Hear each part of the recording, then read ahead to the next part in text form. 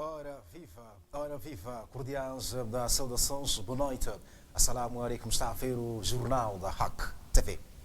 Vamos às notícias para esta noite de quarta-feira. 6 pessoas com problemas da Covid-19 encontram-se internadas em Nampula, segundo dados avançados esta quarta-feira pelas autoridades de saúde. Dos 6 pacientes, 2 deram entrada nas últimas 24 horas. De acordo ainda com as mesmas fontes, nas últimas 24 horas o país registrou 5 positivos, sendo 3 do sexo masculino e 2 do sexo feminino. Neste momento, o país conta com um cumulativo de 752 casos positivos, sendo 692 de transmissão local e 70 importados. O continente africano conta com um cumulativo de 324.692 infecções, 154.170 totalmente recuperados e 818 óbitos. Em todo o mundo, os dados oficiais da infecção pela Covid-19 apontam para um cumulativo de 9.361.469 casos e 479.910 óbitos e 54.432 totalmente recuperados. Portanto, são incidências da Covid-19, a pandemia que está a dar de falar ao nível do mundo. A província de Nampula registrou nas últimas 2 semanas uma redução na taxa de positividade de novas infecções pela pandemia do coronavírus. Durante o período, o nível de casos positivos das amostras testadas situou-se em 12,8%, continuando a ser a taxa mais alta do país. De acordo com o diretor adjunto do Instituto Nacional de Saúde, que falava esta quarta-feira à margem do encontro semanal do Comitê Operativo de Emergência, o facto pode estar associado a fatores relacionados com as origens epidemiológicas das amostras recolhidas para serem submetidas ao processo de testagem. Referiu que a oscilação dos níveis de positividade são comuns num contexto de pandemia, o que continua a preocupar as autoridades sanitárias. A oscilação da taxa de positividade e também a oscilação do número de amostras positivas ao longo de vários dias é algo que é comum numa epidemia e não pode ser avaliada como uma redução sistemática. Esta oscilação é aleatória, ou seja, tem uns dias que diminui, depois outro dia incrementa. Isto também, de alguma maneira, pode ter a ver com a origem epidemiológica das amostras. Ou seja, nós temos que entender que aqui temos 2 fontes principais de amostras. Temos amostras que são provenientes do rastreio de contactos e tem amostras que são provenientes da vigilância ativa.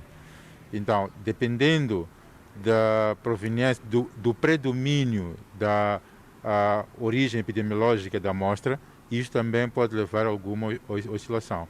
A província de Nampula já registrou taxas de positividade acima dos 30%, estando neste momento a oscilar entre os 10% e 12%, facto que deixa as autoridades de saúde mais atentas no sentido de identificar as reais causas que estiveram na origem do facto. É um facto que a positividade já foi muito alta, cerca de 30%, e nos últimos tempos ela tem oscilado entre 10%, ao longo do dia entre 10% e 13%. Então, parece que a positividade agora permanece nesse número. Então, é preciso olhar com atenção quais seriam as razões que ditaram a positividade de 30% que aconteceu há cerca de 3 semanas atrás, 4 semanas atrás. Eventualmente tem a ver também com a origem epidemiológica das amostras. Então, é possível que voltemos a notar novamente alguns dias com positividades bem acima de 12, 13%.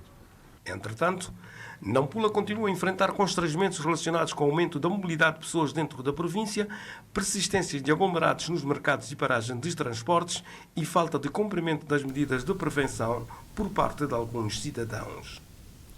Ainda no rol da Covid-19, 3 mercados de referência deixam de funcionar temporariamente a partir desta semana na cidade de Nampula, na sequência de uma decisão tomada pelas autoridades municipais devido ao aumento de casos positivos do novo coronavírus. Trata-se de mercados de Uaresta, de Peixe, vulgo Belenenses, e da esquina do JM, localizados no posto administrativo urbano de Diemos, localizados nos postos administrativos urbanos de Natquir, Monhala e Central, respectivamente.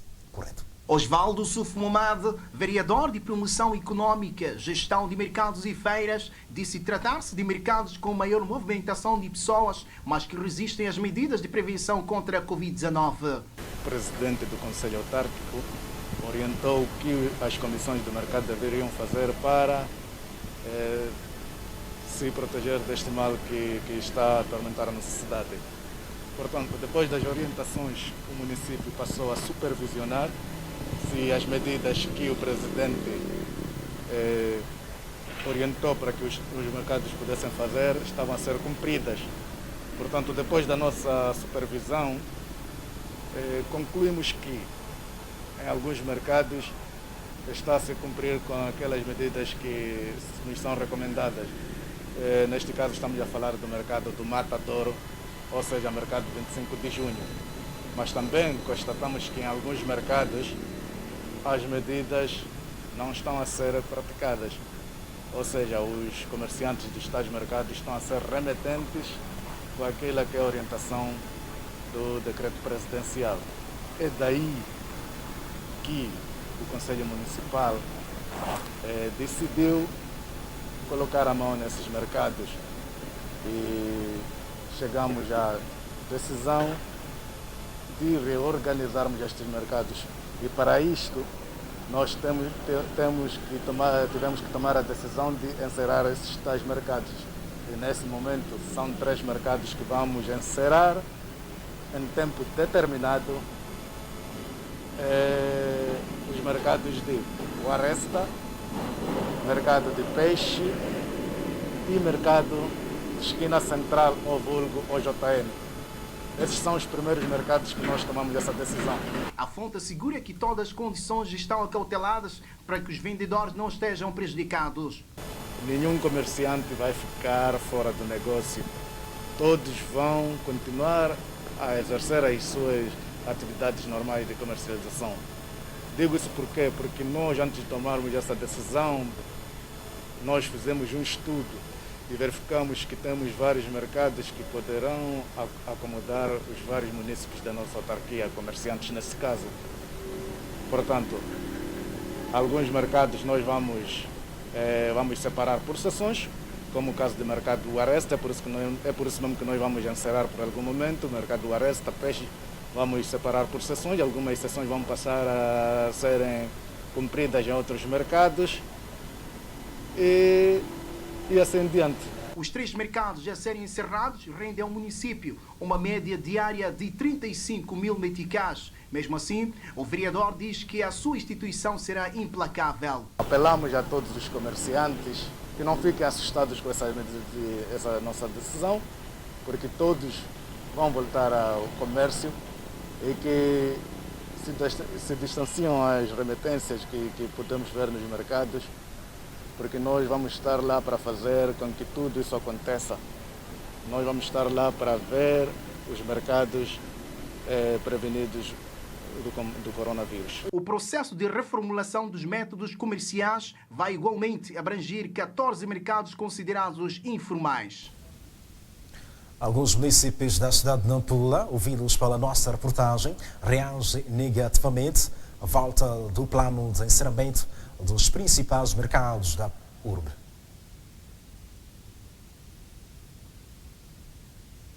É uma perdição. A não ser que, afinal, o local onde vão se dirigir será mais ou menos igual, não será, será mais ou menos a esse aqui. Assim a população vai se sentir feliz, porque aqui é o nosso celeiro, aqui é a nossa vida, porque muitos não têm emprego, aproveitam daqui, fazer suas vendas e aproveitar disso, fazer a vida, sustentar a família. Então, nisso, o Conselho, penso eu, municipal, deve pensar e repensar bem qual será o impacto disso, ainda aproveitando de esse Covid, porque já abalou quase toda a população mundial, e assim deve se repensar bem o que vai se fazer e onde vai se localizar. Nós que somos comerciantes, que estamos a depender daqui, que estamos a depender do pão de cada dia, né? Ficaremos tristes porque olhamos por aqui, tudo, estamos a depender daqui mesmo. Tanto essa parte aí, iremos mesmo sofrer porque quase estou a ver que a maioria do número daqui na cidade de Nampula são comerciantes e dependem do mercado da resta.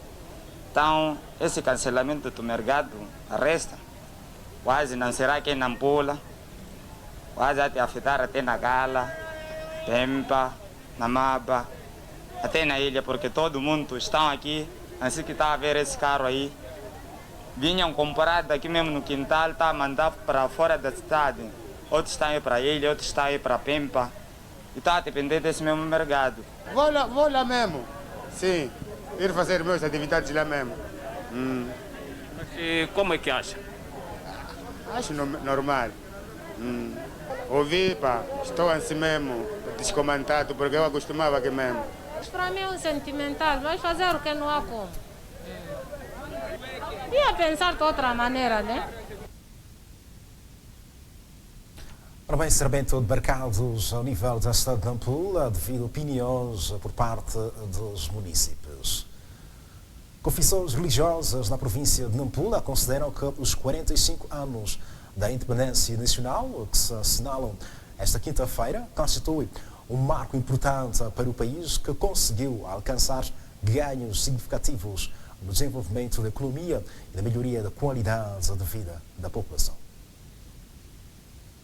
Para os líderes religiosos que falavam em entrevista à HAC TV, ao longo dos 45 anos, o país registrou avanços assinaláveis em vários setores de atividade que contribuíram para a elevação dos níveis de desenvolvimento da economia e a consolidação da autoestima dos moçambicanos. 45 anos de independência é um momento de alegria e orgulho, porque Moçambique, nós os moçambicanos, assumimos rédeas do nosso país e, apesar das adversidades e desafios que se impõem ao país, penso que houve avanços significativos. Basta recordarmos que antes da independência apenas tínhamos 4.000 quilômetros asfaltados e hoje temos mais de 8.000 quilômetros asfaltados, entre outras realizações que não vou enumerar aqui. E isto demonstra efetivamente que a independência valeu a pena e devemos nos orgulhar por ela e devemos defender de forma intransigente os princípios que nortearam para a luta da independência nacional. A independência, a primeira coisa que trouxe é a liberdade do homem. Então, a liberdade do homem é o desejo de qualquer homem. Então, este é o meu primeiro desejo. É claro que existem alguns desafios destes 45 anos. Por exemplo, como religioso, eu gostaria de ver maior moral nas pessoas. Eu gostaria de ver, por exemplo, as pessoas com maior orientação. Porque quando uma sociedade não tem uma orientação, quando uma sociedade não tem um fogo, o que acontece é que o desenvolvimento também é dificultado. Então, as religiões desempenham um papel muito grande, digamos, naquilo que é a moral das pessoas, para poderem fazer o bem. A independência nacional representou para os moçambicanos um marco importante na sua história, ao marcar uma nova era que permitiu a definição clara da sua identidade, fazendo com que se tornem donos do destino e do seu futuro. Os desafios que se impõem aos moçambicanos é garantir a estabilidade, paz e estabilidade no nosso país, porque sem a paz e estabilidade não é possível desenvolvermos este país. Conseguida a paz e estabilidade, devemos dedicar afincadamente no desenvolvimento deste país. Cada moçambicano deve seguir o lema do Presidente da República, Filipe Jacinto Nyusi, que se exige no trabalho. O que se pede aos moçambicanos é terem um objetivo, porque às vezes parece que não existe um objetivo em termos de ideia para o país, porque o país tem que ter um ideal. Se nós queremos desenvolver, queremos transformar o nosso país, a nossa sociedade, temos que ter um ideal para onde é que nós vamos. E depois temos que aceitar mais as ideias dos outros. Parece que não se aceita muito as ideias dos outros. Era importante que, por exemplo, eu falei da educação. Há muitas pessoas que se formam, mas as pessoas que se formam, será que o seu conhecimento é aplicado? Por exemplo, podemos nos interrogar ao longo destes 45 anos, por que ainda continuamos com a agricultura rudimentar? Por que não se pode investir muito na área da agricultura? Por que não se pode investir muito na cadeia, em termos de comercialização daquilo que se produz? Por que ainda há muito desemprego? Então há muita reflexão ainda a fazer em torno disto. Os nossos entrevistados apelaram a todos os cidadãos no sentido de continuar engajados na preservação da unidade nacional, de modo a garantir que o país possa continuar a trilhar o caminho da rota do desenvolvimento. Ora bem, está a ver o jornal da RAC TV. A possibilidade de retorno às aulas presenciais está a dividir opiniões entre alunos, pais e encarregados de educação em Nampula. Apesar de ser uma incógnita, o governo diz estar a preparar-se para o efeito. Numa altura em que se lamenta o aumento de casos de contaminação comunitária da Covid-19, já se questiona a possibilidade do retorno às aulas presenciais, aguardando apenas pela confirmação do chefe do Estado. Para alguns alunos, pais e encarregados de educação, o regresso às aulas presenciais seria uma decisão precipitada, mas outros defendem o contrário. Moçambique não tem possibilidades possíveis para prevenir essa doença, não é como outros países desenvolvidos, que mesmo com a doença podem ter aulas normalmente, mas com algumas medidas de prevenção. E eu creio que Moçambique não tem condições para prevenir todo mundo. Seria melhor de se dividir as turmas por duas partes, ter uma divisão para que as carteiras ou as cadeiras que deve se ser mais distanciados para não transmitirmos os contactos da pele ou das respirações. Que sentassem mais de uma vez, analisassem e pensassem numa outra proposta, porque realmente não dá voltar às aulas enquanto os casos estão a aumentar cada vez. Para mim, eu estou ansiosa também para iniciar as aulas. Para mim, podiam iniciar as aulas, mas também tomando bem as medidas de prevenção da doença. Mas eu acho que as crianças não vão conseguir tomar essa medida de prevenção como os adultos. A razão da propagação da doença, como está a subir cada vez mais e com números mais relevantes, com algumas mortalidades, e na sala fica um pouco mesmo complicado vermos os nossos filhos e junto com os professores, aí a probabilidade é de aumentar-se os casos. Essa coisa de coronavírus pode existir, mas enquanto a aula pode andar. Eu gosto para os meus filhos andarem na escola, embora que aconteceu essas coisas. Sempre acontece assim mesmo, mas deve andar na escola, começar a andar a aulas. O secretário do Estado da província já reagiu à volta desta matéria. O que nós vamos fazer é, com base nos comandos que estão a ser produzidos pelo órgão central, o que nós estamos a fazer neste momento é discutir o que é que na praticidade isto significa, como é que temos que olhar o desafio do distanciamento social no quadro da implementação desta decisão. O que nós vamos fazer é olhar o corpo no geral daquilo que é a fotografia da nossa província, as salas de aula, as escolas, como é que elas estão corporizadas e o que é que significa para nós, que esforço adicional temos que fazer para que possamos sim dar sequência à decisão. Ainda não houve a decisão, é se houver essa decisão, mas temos que nos preparar com antecedência. Ver como é que nos preparamos para, havendo esta decisão, possamos dar uma resposta. Mas, ao mesmo tempo, que este avanço não signifique perigar as vidas. Acima de tudo, vamos sempre olhar para a vida humana, vamos olhar para as nossas crianças, os nossos jovens, para que possam sim ter acesso ao ensino, mas que em primazia sempre a sua saúde e a sua vida esteja preservada. Desde que se decretou o estado de emergência, as aulas têm sido transmitidas através da televisão, rádio e plataformas digitais, um modelo de ensino que, para além de acarretar custos, é pouco abrangente. No dia 1 de junho, a RAC TV divulgou uma reportagem sobre uma menor que sofre de uma doença que a tornou paralítica. 3 semanas depois, uma equipa da Direção Provincial de Gênero, Criança e Ação Social, em Nampula, dirigiu-se à casa da menor para inteirar-se da sua situação. Gostaria que apoiasse mesmo na alimentação, porque é uma criança que não gosta muita coisa.